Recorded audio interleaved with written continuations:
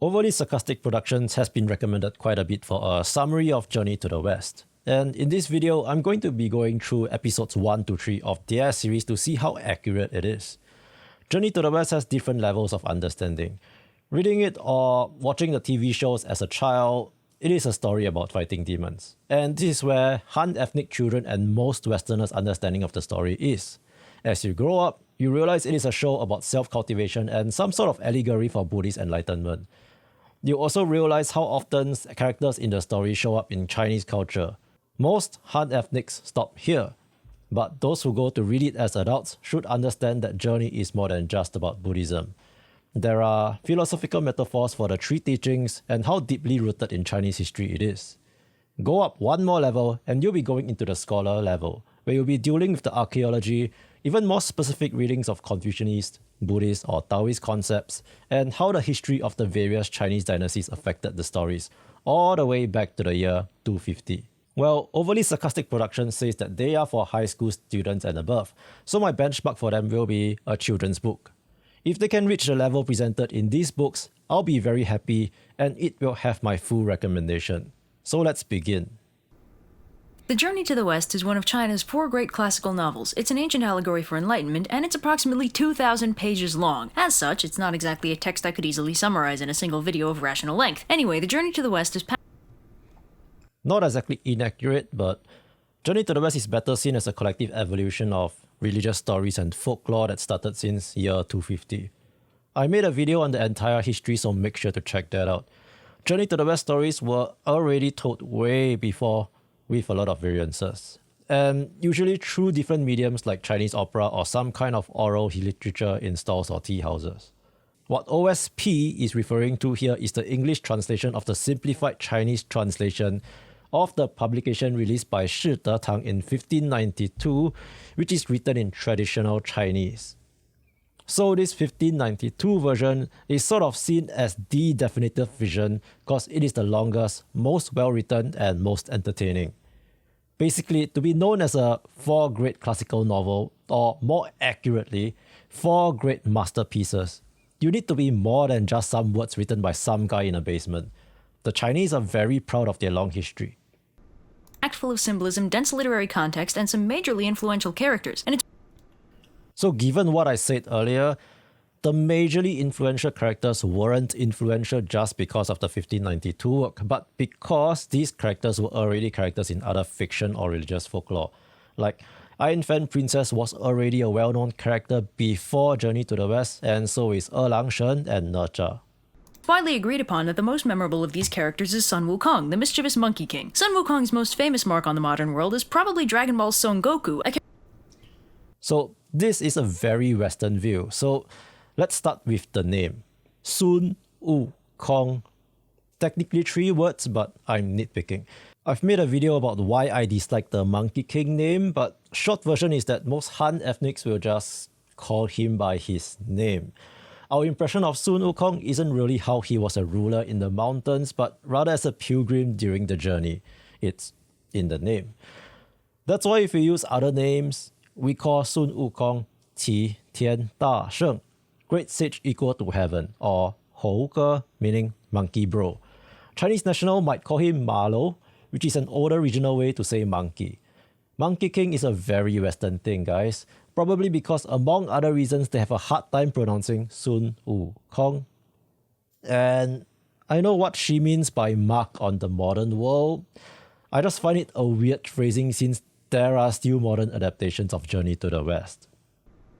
character specifically designed to emulate the abilities, appearance, and overall impulsive goofiness of the original Monkey King. But Sun Wukong's influence is far from being restricted to anime. Stories based on the character's exploits have appeared in almost every form of media, which is why it might come as a surprise to learn that he isn't the main character in the Journey to the West. That honor belongs to the monk Xuan Zang, a character so vital to the plot that we don't even know he exists for the first 7 chapters, which Well, as mentioned, Journey is a sort of culmination of religious stories and folklore, with the 1592 publication being just one version of the story told. So from this point of view, Xuan Zang being the main character would be accurate. But since OSP seems to be referring to Journey as the 1592 publication, This is just plain wrong since this was the version that significantly elevated Sun Wukong's character to protagonist level. And I feel like I'm going to say this many times, but I made a 1-hour video about this. Go, go, go. Are instead devoted exclusively to the life of Sun Wukong and how he made it his mission to single-handedly piss off every deity in all 3 of China's major religions. Now, I am nothing if not faithful to my source material, so in keeping with the structure of the text, this first video will be covering the history of Sun Wukong, and then in later videos, we'll see about actually getting to the rest of the not inconsiderable length of this text. So our story begins on Flower Fruit Mountain, an island paradise full of dragons, magic birds, immortal peach trees, and one really big rock.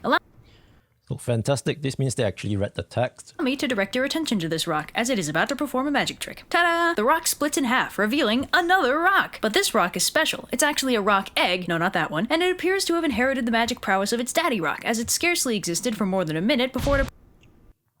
So this rock is actually nourished by nature.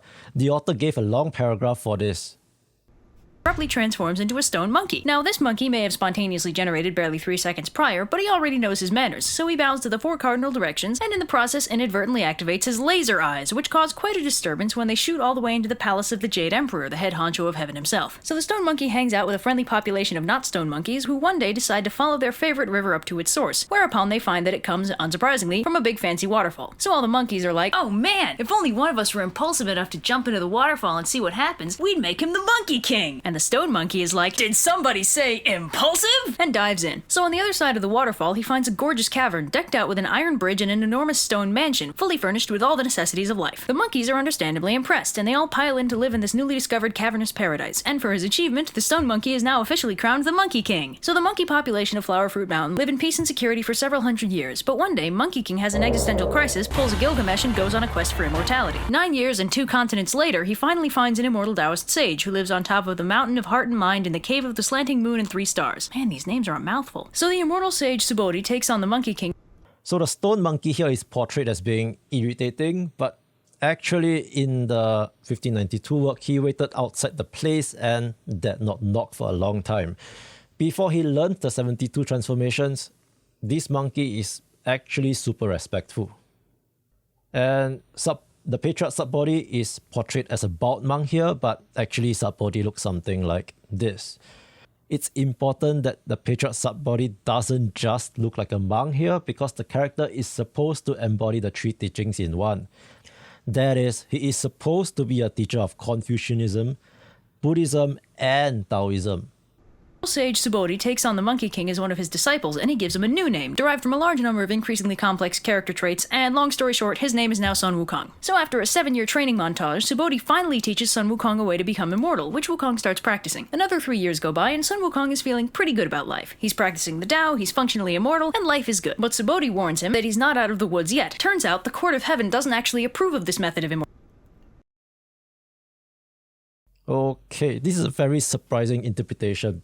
That's a result of not having the cultural context. So this is the passage in the text. It has nothing to do with heavenly punishment. The punishment from heaven is something called 渡劫, which can be translated as overcoming calamities.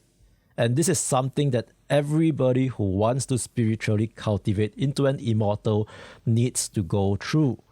Now, one more thing is that heaven in the passage doesn't refer to the Jade Emperor or any specific deity, but rather it is a non-living cosmic concept, sort of like saying nature.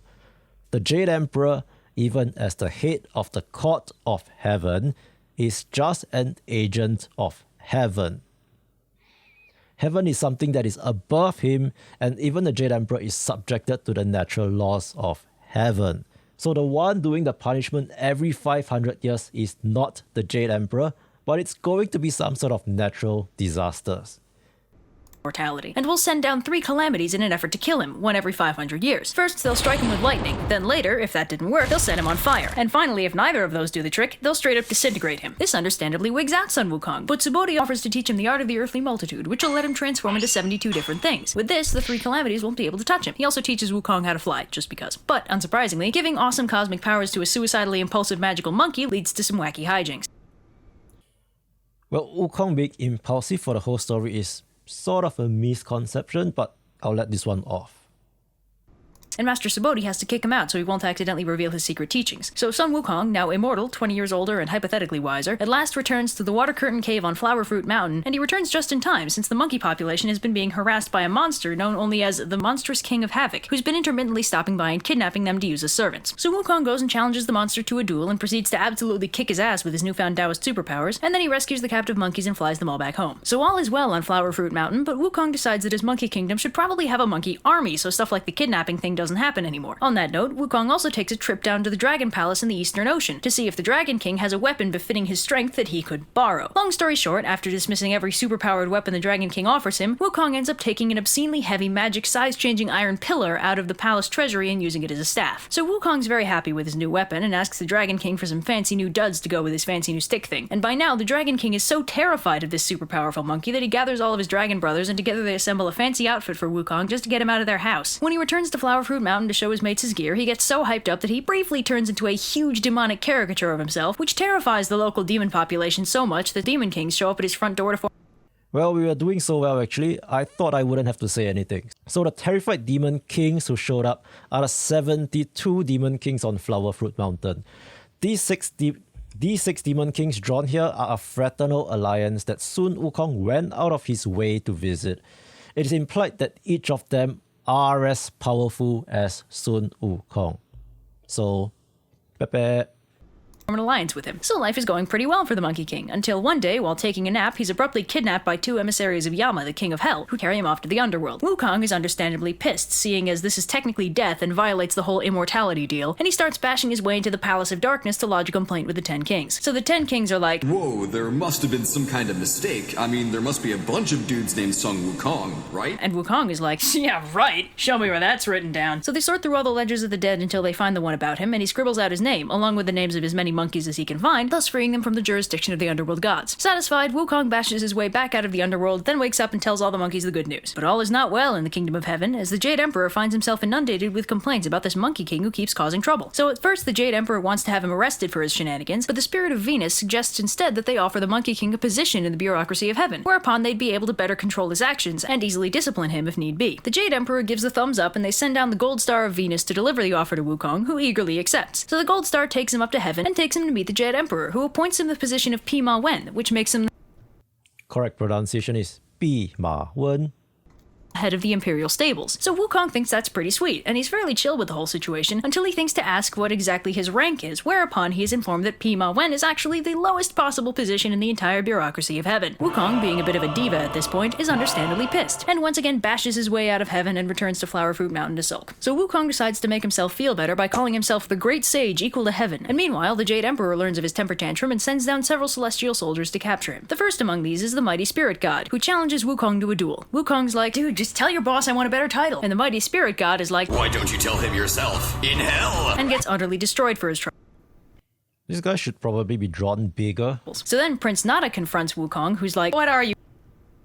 Well, the Chinese call him Naja, but I don't know where this Nata pronunciation came from. Like, I'm really not sure.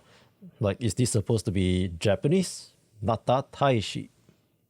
12. Look, kid, just tell your boss I want to be called Great Sage equal to heaven, alright? And Nada's like, I'll show you who's 12! And transforms into a big scary monster with a butt ton of weapons. Wukong is, of course, unimpressed, and matches the transformation with one of his own. They fight for a while until Wukong gets the drop on Nada with a duplicate and smacks him with his stick thingy. So they tell the Jade Emperor what happened, and the Emperor is all like, How dare he resist arrest? Clearly we must execute him! but the Gold Star of Venus, apparently the only voice of reason in the entire heavenly bureaucracy, suggests that rather than risk their entire army on one super powerful immortal monkey, they just give Wukong what he wants, an empty title. So they do, and a department is set up in heaven for him to lounge around in and not cause trouble. Unsurprisingly, Wukong is completely down for spending his days languishing in heaven, being weighted on hand and foot by celestial spirits determined not to give him a reason to go on a rampage. But one of the resident Taoist immortals suggests that Wukong might end up getting bored, which carries with it the terrifying possibility of the great Sun Wukong rampaging through heaven looking for entertainment. So the Jade Emperor assigns a relatively harmless but time-consuming duty to Wukong, tending the Garden of Peaches of Immortality. Wukong's super down for that, but quickly finds that having to maintain a garden full of delicious immortality-granting peaches without eating any of them is impossible for his poor impulsive brain to handle. So, if you've been taking notes, this means he's now double immortal. But this comes back to bite him on the butt when the time comes for the Queen Mother of Heaven to hold her annual Peach Festival, and her 7 color-coded immortal maidens enter the grove only to find that it is notably lacking in peaches. They inadvertently wake Wukong up, who decides that he wants to go to the festival too. So Wukong paralyzes the maidens, impersonates a local immortal who was invited, then then scoots on into the banquet hall. See, stuff like this, it's why you weren't invited in the first place. So when he arrives, he's immediately distracted by the smell of wine and proceeds to make off with the entire supply of heavenly booze, which also makes you immortal. So Wukong, now triply immortal and thoroughly drunk, inadvertently stumbles into Lao Tzu's little slice of heaven while searching for a place to sleep it off. And if you want to know who this Lao Tzu person is,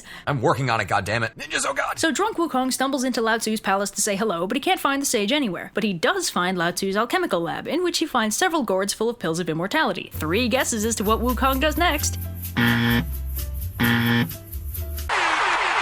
So Wukong, now quadruply immortal and abruptly sober, realizes that that might not have been the smartest move on his part, and opts to flee back to Flower Fruit Mountain to escape the consequences of his actions. Meanwhile, the 7 immortal maidens, the wine carriers, the people in charge of the banquet, Lao Tzu, the officials from Wukong's department, and the immortal Wukong impersonated all independently present their grievances to the Jade Emperor, who quickly puts 2 and 2 together and dispatches pretty much the entire army of heaven to apprehend Sun Wukong. Now, of course, because Wukong is absurdly powerful, this is ineffective, and what was supposed to be a simple capture mission turns into a full-scale battle between the forces of heaven and Sun Wukong's army of demon monkeys. Now, while all that Well, sort of accurate, but there were also other 72 Demon Kings underlings who all got captured. drama is happening, who should arrive at the Heavenly Palace but the Bodhisattva Kuan Yin and her disciple Moksha, who came for the Peach Festival and are understandably surprised to find the Heavenly Palace in complete disarray. So Kuan Yin asks what all the fuss is about, and upon being briefed, she sends Moksha down to get a sense of what's going on. So Moksha arrives at Flower Fruit Mountain just in time for Wukong, who's been thoroughly kicking the collective asses of the Army of Heaven, to demand a fight with somebody. So Moksha and Wukong battle for a while, but Moksha unfortunately can't quite keep up with the Monkey King and has to return to heaven in defeat. But Kuan Yin, now better briefed on the situation, suggests a god who could be sent to fight Wukong, Lang, a powerful loose cannon of a deity who don't play by the Jade Emperor's rules. So they summon him, and he goes to confront Wukong, who's like, "Oh, hey, if you don't mind, could you send out the Devarajas to fight me? Because I'm kind of getting bored over here." And Lang is like, Not as bored as you're gonna be. and they fight. They both end up turning into Godzilla-scale monsters, but Wukong inadvertently terrifies his own army into a rout with how scary he looks. And in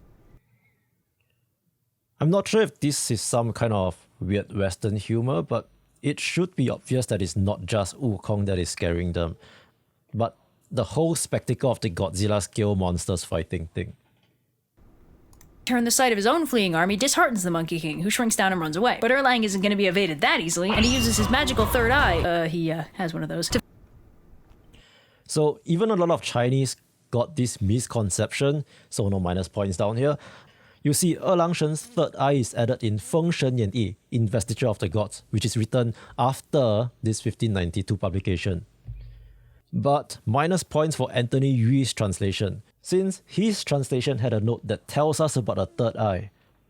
In his notes, in traditional depiction, Lang always appears as a god with a third vertical almond-shaped eye in the center of his forehead. The simplified Chinese sentence on C text is 二郎远征凤目观看. The text doesn't say a third eye. It's also not almond-shaped. If we go to Baidu, 凤眼 is just a specific shape of the eye, phoenix-like eyes, specifically one that is pointed at the corners.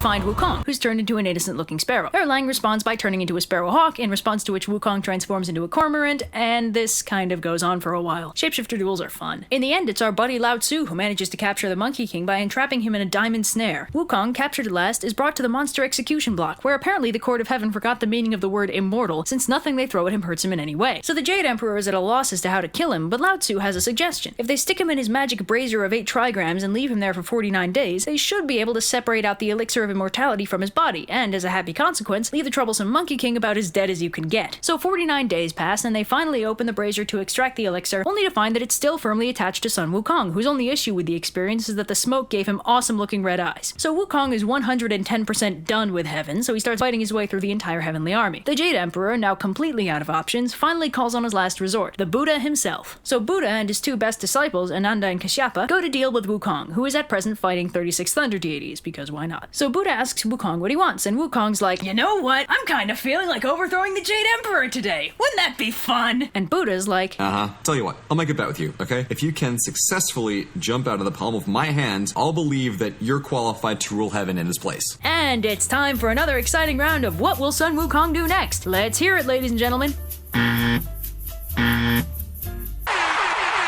Unsurprisingly, Sun Wukong takes that bet and blasts off from Buddha's hand until he reaches the very edge of the universe itself, where he finds 5 pillars supporting the sky. Wukong decides to leave a memento of himself there, graffitiing one of the pillars, and then, for good measure, peeing on it. I mean, he is a monkey. So Wukong backflips all the way back to Buddha's palm like, "Shows what you know, old man! I made it all the way to the pillars of the universe!" And the Buddha's like, Is that so? Well, I have a little plot twist for you. See, one of the perks of enlightenment is that I'm one with everything, and as it turns out, that's not just hyperbole. Sure enough, written on one of Buddha's fingers is Wukong's graffiti, along with the faintest whiff of monkey pee. Turns out the whole universe is the palm of Buddha's hand. Whoa. So Wukong freaks out and tries to skedaddle, but the Buddha uses more of his Buddha magic to trap him under a mountain, which is also his hand. It's complicated. Which Wukong would ordinarily be able to escape stupidly easily, but then they stick a magic seal on top of the mountain and that's that. And it is here, under this beautiful and scenic locale, that Sun Wukong spends the next 500 years.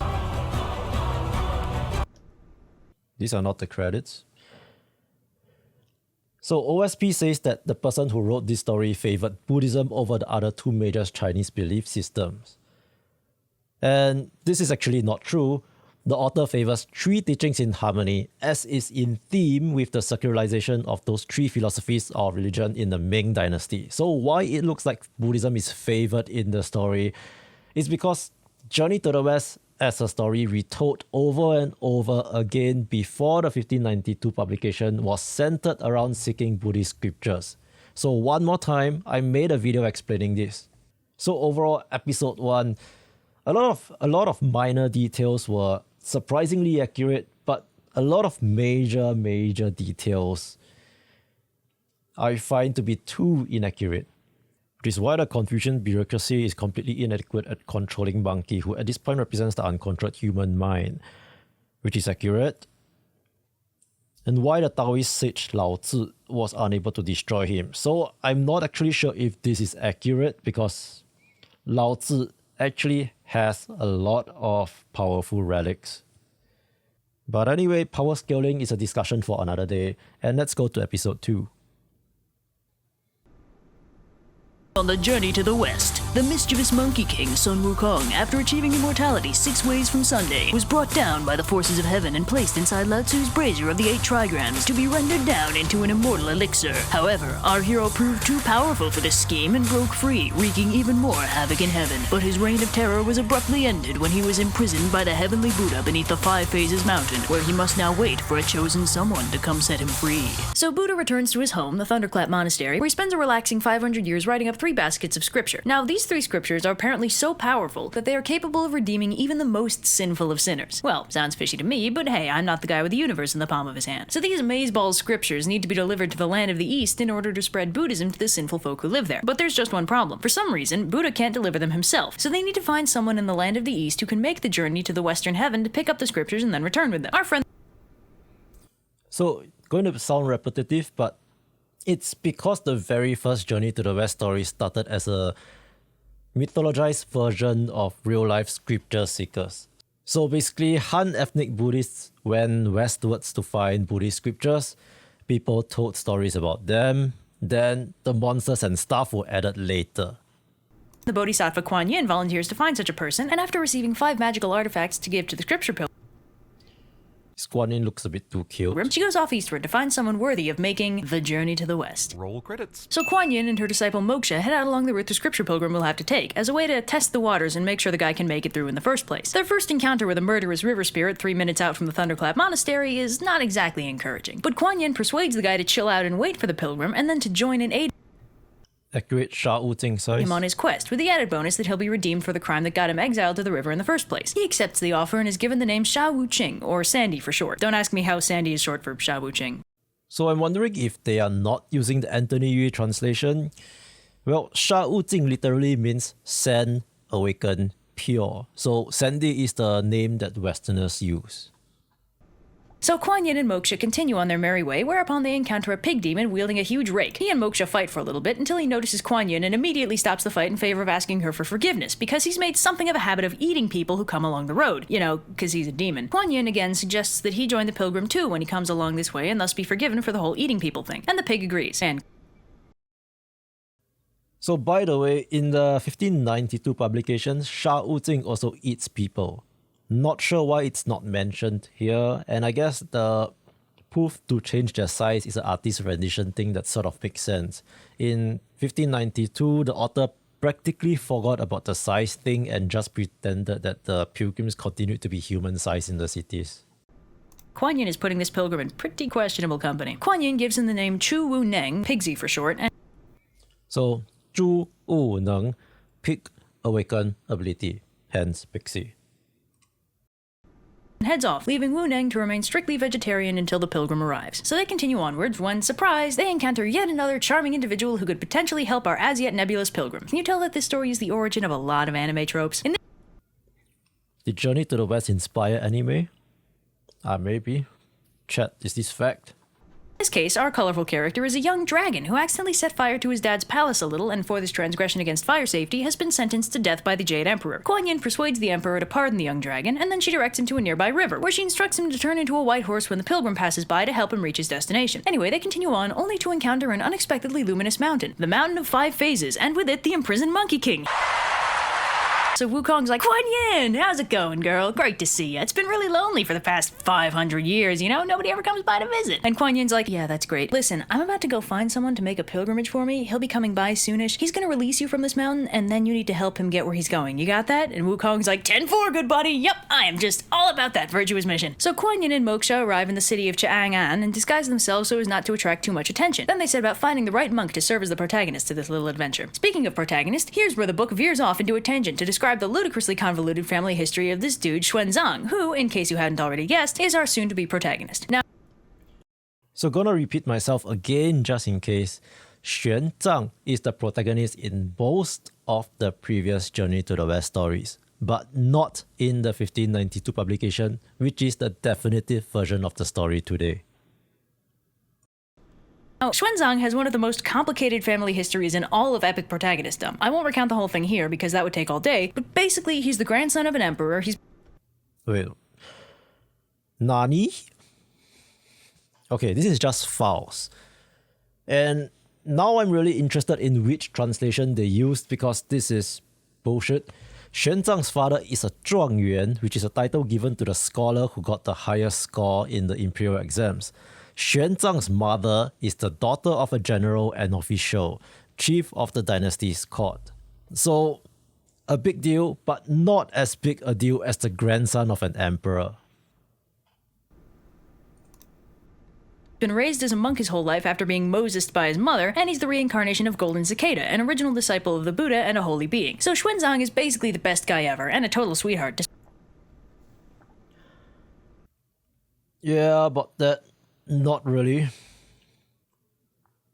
He's kinda a coward nepo baby in 1592, but later adaptations really want him to be this compassionate teacher, which is of course more palatable to modern audiences.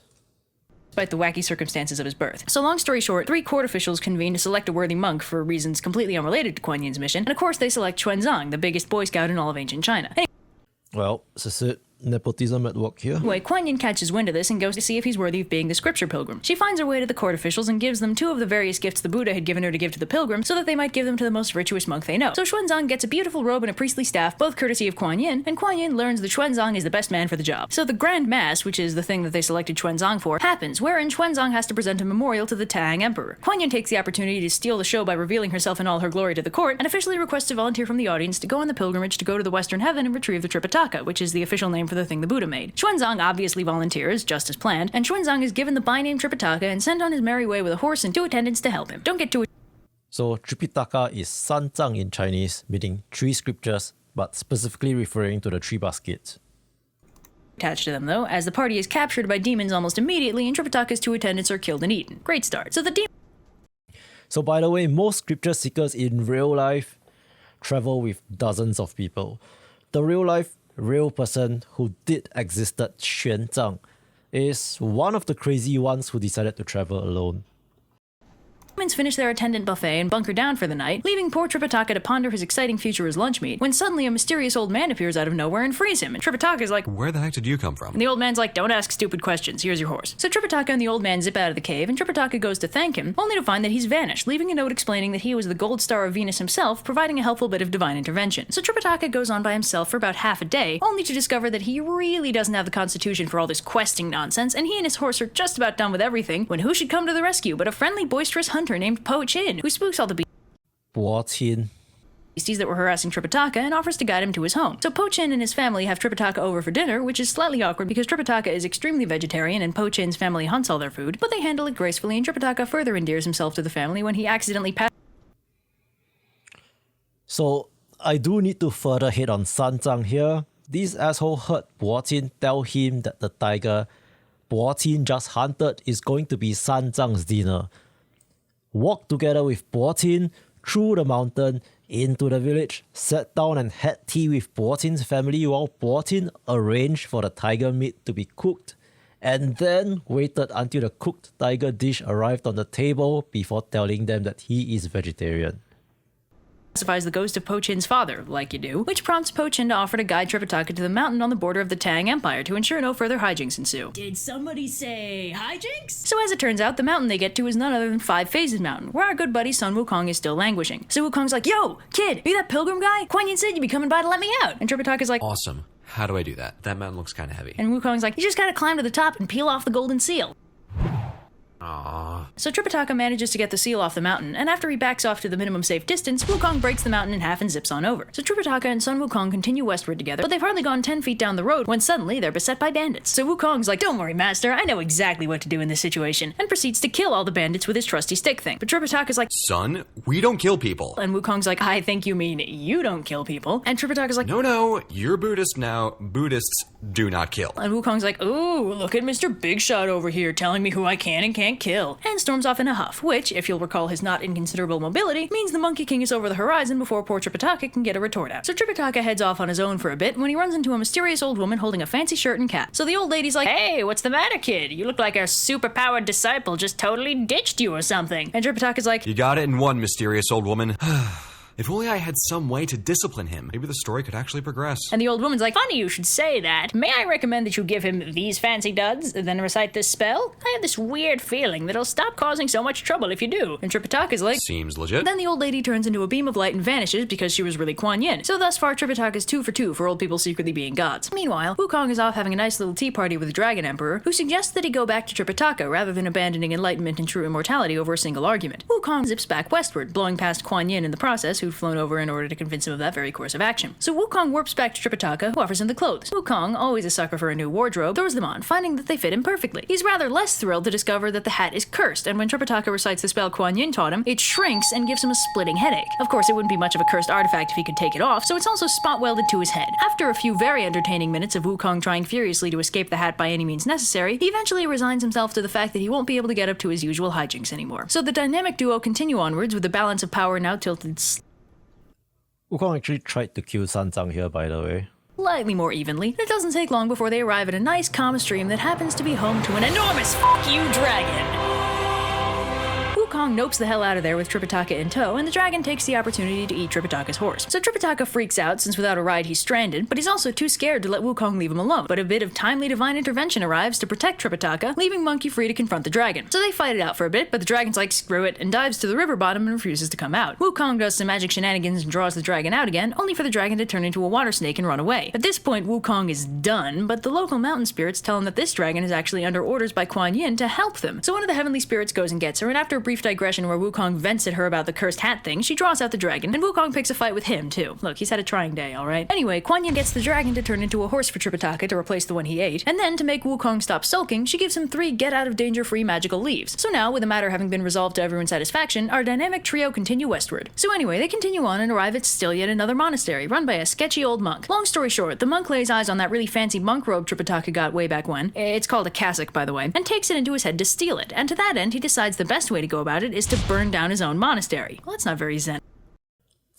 It's very overly summarized. Of him. So Wukong smells the smoke, weighs his options, and decides the best way to solve the situation without pissing off Tripitaka is to let the monks burn their monastery to the ground. But first he borrows a fireproof cloak from one of his heavenly buddies to make sure Tripitaka and the horse don't burn with it. Is it just me, or is Monkey on shockingly good terms with all the people he beat the hell out of in the last video? So this is also something that is super understated by everyone, including the Chinese. Although it's a bit of a meme as well. But one of Sun Wukong's strengths is his ability to make friends and connections. Before the wreaking havoc thing, the start of chapter 5 is him literally going around making friends. And during the journey, remember that Sun Wukong is the one who goes around asking for help instead of Zhu Bajie or Sha Wujing, who also held positions in the Court of Heaven. And those two probably spent even more time in it. The fire eventually burns itself out, and Tripitaka finally wakes up, only for them to find out that during all the confusion, a mountain demon came by and stole the cassock. Also, the Patriarch monk killed himself. So anyway, Wukong zips on over to the demon's mountain and they fight, but the demon calls a lunch break and locks himself in his mountain. So Wukong zips back to the ruined monastery for snacks, then returns to the mountain to sneak in. So Wukong disguises himself as the old monk and has a little tea party with the mountain demon, and then they fight more, but the demon runs away again, and Wukong decides to call in the cavalry. He goes to Kuan Yin, and together they figure out another way to sneak in and get the cassock back. Kuan Yin disguises herself as a Taoist friend of the demons, and Monkey King disguises himself as a present from that friend, a pill of immortality. Long story short, Wukong beats up the demon from the inside. Ew. Kuan Yin retrieves the cassock, and Wukong returns it to Tripitaka, and they continue on their merry way. Will Sun Wukong learn to value friendship over his impulsive desires? Will Tripitaka succeed in his quest to the Thunderclap Monastery? Will that stupid horse ever remember he can fly? Find out next time on Episode 3. Last time on the journey to the west, the virtuous monk Tripitaka set out on his journey to the Thunderclap Monastery, where he was soon joined by the powerful but foolhardy Sun Wukong. Though the Monkey King was originally too stubborn and reckless to be controlled, Kuan Yin saved Tripitaka from an early end to his story by inflicting a cursed restraining bolt on the uncontrollable Monkey King, forcing Wukong to finally put someone else's needs before his own. After defeating a monstrous river dragon, who then joined their team, the trio soon found themselves faced with new perils, for the mountains are full of greedy and murderous demons, and our heroes have a very long way left to go. So our heroes continue westward and arrive at the outskirts of a nearby village, where Wukong notices an apparently unusual-looking young man. He immediately grabs the kid and starts interrogating him about the village, and although he's unsurprisingly rather reluctant to answer, the young man, whose name is Cao Cai, Not important, but Gao Cai. eventually spills that something's actually amiss, and the village isn't quite so idyllic as it looks. See, a while back, a big ugly monster shapeshifted into a handsome dude and married a young woman from Cao Cai's extended family. Then after the marriage, he, let himself go a little, and his father-in-law, the patriarch of the family, objected rather strenuously to having such a hideous monster as a son-in-law. So he sent Cao Cai out to find someone to exorcise the demon, which has so far been unsuccessful. Now, of course, Monkey's like, boy, are you in luck. I happen to be an expert at kicking demon ass. So they enter the village and talk to the patriarch, who confirms that 3 years ago, the super handsome dude showed up asking for his youngest daughter's hand in marriage. The patriarch agreed, but the handsome dude turned out to be an ugly shapeshifting pig demon instead. I'd make an online dating joke, but I'm more surprised by the fact that with shapeshifting as ubiquitous as it is in this world, why doesn't this kind of thing happen more often? So anyway. I'm actually not sure what's the confusion they have here, because it kinda does happen pretty often actually. Even though the pig demon's a pretty hard-working guy, he's super ugly and kind of possessive, and all the patriarch really wants is his daughter back, and for the pig dude to not be affiliated with him or his family anymore. So in this exciting episode, Sun Wukong gets to serve divorce papers. So, oh, Mr. Gao in the English Anthony Yu translation says, please just get rid of him for me.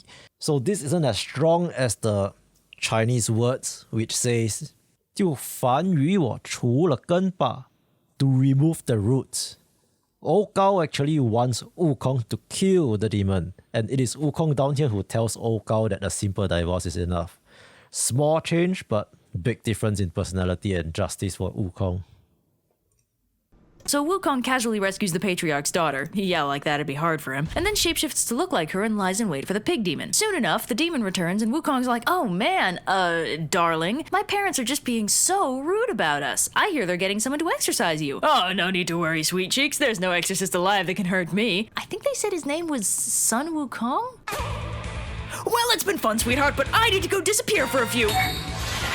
Where are you going, darling? So they fight, and Wukong chases him back to his secret lair at Cloudy Path's cave, and along the way he learns that the pig demon actually used to be a member of the Court of Heaven, who got sloppy drunk, hit on a woman way too many times, Ba Jie is too handsome down here. And got turned into a monster and kicked out of heaven as punishment. He would have been executed, but our boy the Gold Star of Venus intervened on his behalf. Not to be jaded, but that kind of seems like the only thing the Gold Star of Venus does. So then they fight, and it's awesome, but then the pig demon calls a timeout and runs away. So Wukong returns to Tripitaka and fills him in and takes a moment to sass the Patriarch Cow for being a pretty bad father-in-law to his relatively hardworking demon son-in-law. And then he zips back to fight the So it's a lot of he said, she said in the Chu Pa Tie story down here. pig demon again. So they fight some more, and eventually Monkey asks why the pig demon's fighting him with a rake, and the demon's like, a rake? Ha! This is no ordinary rake. One blow from this and your very soul will be rent asunder. You were saying? I think I'd like to surrender now, please. So as it turns out, this rake-wielding pig demon is the very same rake-wielding pig demon that Kuan Yin enlisted to help Tripitaka. So after Monkey learns this, he takes the pig, whose name, as you may recall, is Pigsy, back to meet Tripitaka. So I'm actually guessing they used some kind of abridged version because I don't recall the Anthony Yee version calling him Pixie. Who's overjoyed to have another disciple to help him out. Everything is resolved shockingly quickly, and the Patriarch Cow throws a big fancy banquet for a newly expanded troop of heroes, and then our protagonists continue on their way. So shortly thereafter, they encounter a friendly Zen Master known as the Crow's Nest Zen Master, who warns Tripitaka that, surprise, the journey will be absolutely packed with monsters and demons. But it's not like Tripitaka needs to be totally helpless. The Zen Master teaches him a sutra called the Heart Sutra that So this Crow's Nest Zen Master, like the Patriarch Subodhi, is a pretty mysterious character in that they taught something pretty important and then just disappeared for the rest of the story. And, well, there is a Niaoke Daolin in real life, so it's possible that this is just a random addition by the author to reference a real monk. But if you just search Wikipedia for the Heart Sutra, you realize that the Heart Sutra is sort of taught by Kuan Yin. So there's also the theory that this Zen Master is a transformation by Kuan Yin. will hypothetically keep him safe from harm when he recites it. Then he casually insults Wukong and Pigsy, warns Tripitaka to keep an eye out for a water spirit in the near future, and zips back up to his nest. So our heroes continue westward when they abruptly encounter a tiger demon who introduces himself by ripping off his own skin. I mean, kind of. Tiger Vanguard disguised himself as a normal tiger first, and Ba Jie attacked first using the Mark Red. And then Tiger Vanguard stood up and ripped his skin off. So they fight the demon for a little while, but finding himself outclassed, the tiger demon tosses his skin over a rock as a decoy and runs away, but not before grabbing Tripitaka. So the tiger demon takes Tripitaka to his lord, a cave demon, and they start debating how best to cook him. Meanwhile, Wukong and Pigsy figure out that the tiger demon escaped with Tripitaka, and Wukong immediately charges off to find him. So they find the lair of the cave demon pretty quickly, and the cave demon sends out the tiger vanguard to fight Wukong. Yeah, you know how this part goes. Wukong kicks the tiger demon's ass, but this time, when the tiger demon runs away, Pigsy comes out of nowhere and kill steals like a boss. This is a very accurate representation of his overall characterization for the rest of the story. So I'm surprised that OSP doesn't miss the slandering parts, but I feel like they're kind of missing parts where characters deserve praise, but I guess they're called overly sarcastic productions for a reason. So I guess I'll be the one doing the praising instead. Wukong is actually a lot more filial to Xuan Zang even at this point. You see, in the 1592 work, Ba Jie just charges forward, but Wukong helps Xuan Zang up and reassures Xuan Zang first before going to fight. Anyway, Wukong flies back to the cave with the tiger demon's corpse and taunts the cave demon until he comes out to fight. So it's pretty hard to tell that this is Yellowwind Guai based on their design. So they fight for a while and are actually pretty evenly matched, but when Wukong busts out his special attack and duplicates himself, the cave demon counters with his own PSOP special and whips up a veritable hurricane of wind that blasts Wukong with enough force to temporarily blind him, making it impossible for him to continue fighting. Wukong and Pigsy manage to escape and try to figure out what to do next. Yeah, so Yellowwind Guai is actually one of the more powerful demons in the entire story. And they find their way to a nearby cottage where a friendly old man and several young farmers let them stay the night. The old man also gives Wukong a healing balm for his eyes, and when he wakes up the next morning, he can conveniently see again. This is also when he learns that the cottage never existed, and that the old man and the farmers who took care of them were some of the heavenly spirits assigned to help Tripitaka on his pilgrimage. Okay, the rules for what these god dudes can and can't do are hella arbitrary. I'm starting to think they're just messing with them. Well, the audios are kinda engineered, so it's not inaccurate to say that. So Wukong decides to try the stealth route for this particular mission and turns into a mosquito to sneak into the cave demon's lair, whereupon he finds that Tripitaka is both still alive and rather grumpy at his delayed So this is sort of inaccurate because Xuan Zang is actually not grumpy, but actually scared to death down here. Him being cowardly is part of his characterization in the novel. rescue. On his way out, he overhears that one of the cave demon's minions ran into Pigsy, but obviously didn't see Wukong. So the cave demon speculates that either he managed to kill Wukong with his wind, or the Monkey King ran off to get help. But that'd be absurd, because there's only one person who can resist the cave demon's wind, and that's the Bodhisattva Ling Chi. So Wukong zips back to Pigsy, and with a little help from the disguised gold star of Venus, my god, that is all he does. They find their way to the home of Ling Chi, where Wukong explains the situation.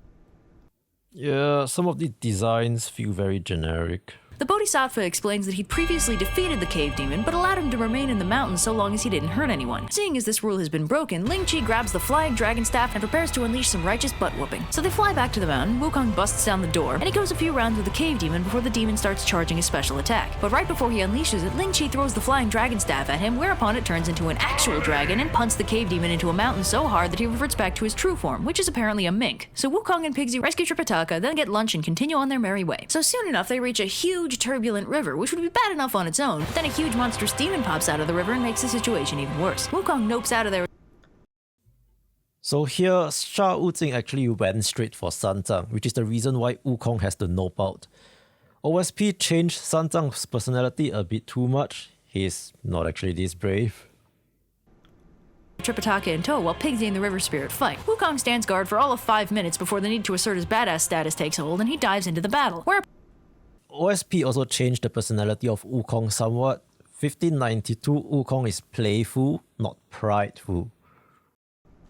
takes hold and he dives into the battle, whereupon he immediately ends it by whacking the river spirit really hard. The spirit freaks out and dives back into the river, whereupon our heroes start planning their next move. They agree that, unfortunately, the river spirit is probably their best bet for getting Tripitaka across the river, but there's just one problem. Wukong actually sucks ass at fighting underwater, so it's up to Pigsy to go down there, lure the spirit up to the surface, and then let Wukong kick his ass on dry land. The plan works pretty well, except Wukong is, say it with me now, too impulsive, and the spirit dives back into the river as soon as he sees the Monkey King coming at him. They try again the next day, but this time the river spirit is wise to their tricks and refuses to take the bait at all. Wukong finally decides that the best thing to do in this situation is to go find Kuan Yin, since she wouldn't have sent them on an impossible journey, so she has to have a plan. And unsurprisingly, she does. See, this river spirit is, say it with me now, the same one she found on her way to Chang'an, and the first spirit she enlisted to help Tripitaka on his way. She sends Moksha back to Wukong, whereupon he calls the spirit up with the byname that Kuan Yin gave him, Wu Qing. So Wu Qing, aka Sandy, learns that the scripture pilgrim was right there the whole time, and if either of his disciples had bothered to mention anything about the scriptures, this whole debacle could have been avoided. So Wu Jing is actually also at fault here. Remember that Wu Jing isn't supposed to just rush straight at travelers anymore. If the people traveling here weren't Wukong and crew, they would have been eaten already. Again, good communication fails to save the day. So now all our protagonists are assembled. Tripitaka, the mortal divine monk at the heart of the story, Sun Wukong, the impulsive but insanely powerful muscle of the group, Pigsy, the gluttonous celestial soldier seeking forgiveness, Sandy, also a disgraced celestial warrior and the only party member who can swim, and the horse. Hey, you were in a river when they first found you. You clearly know how to swim. Why couldn't you fight Sandy? Or just take Tripitaka across the river in the first place? Don't give me that kind of backtalk. What do you even do? I don't care if you're an allegorical representation of the human will. You're a goddamn dragon. You have no business being this disappointing. Okay, so now that the story's been entirely set up and our cast has been Yeah, everybody's a disappointment except Wukong in 1592. But, well, White Dragon Horse's trial is technically that he must remain a horse. Okay, so now that the story's been entirely set up and our cast has been assembled, the journey to the west becomes very episodic. It's a real monster of the week kind of thing, with a new mountain and corresponding monster every couple chapters. Now, they're all good, and you should really just read the books, but for the sake of education and also pure fun, I'm going to be covering the more memorable, dramatic, or funny episodes in a series of shorter videos with one to each episode, while skipping over the filler and the 8-chapter power-up sequences. I have no idea what power-up sequences they're talking about. Well, the next episode is Bai Guqing, and I mean, I've looked at the chapter list and I have no idea what they meant, because their power levels should have stayed the same throughout the journey, so maybe this is some kind of translation-only interpretation. Well, let me know if you guys know what they meant. So this is a good time to stop, but so far, based on the first 3 episodes, I would say OSP would give you an understanding of journey below a Han ethnic child. So, unfortunately, I cannot fully recommend OSP series to understand Journey to the West. I have said from the beginning, my benchmark is a children's book, and it didn't hit that. Keep in mind, my recommendation is only concerned about accuracy, not enjoyment, which I leave to you to decide. Let's start off with some positives here. Sun Wukong's combat abilities are properly conveyed with the Godzilla-sized fights and power scaling wise. OSP is also surprisingly accurate in terms of some specific details like the Tiger Vanguard skin and the Crow's Nest Zen Master. And so far, strictly in terms of what happens, OSP has done a great job. But I can't recommend OSP because of how Western the portrayals are. The fatal flaw being the misconceptions regarding the three teachings and the drawings. And I know drawing for YouTube is going to be different from drawing for a children's book, but the designs in OSP are just way too simplified. The designs for the main cast is fine, but it is almost impossible to identify the other characters like Lingji Pusa or even Guan Yin. These are very recognizable deities in real life, guys. I can understand Lingji Pusa, but Guan Yin is one of the most well-known bodhisattvas, and even non-Buddhist Han ethnics may have statues of her in their homes. I mean, here Guan Yin and Mucha basically looks the same.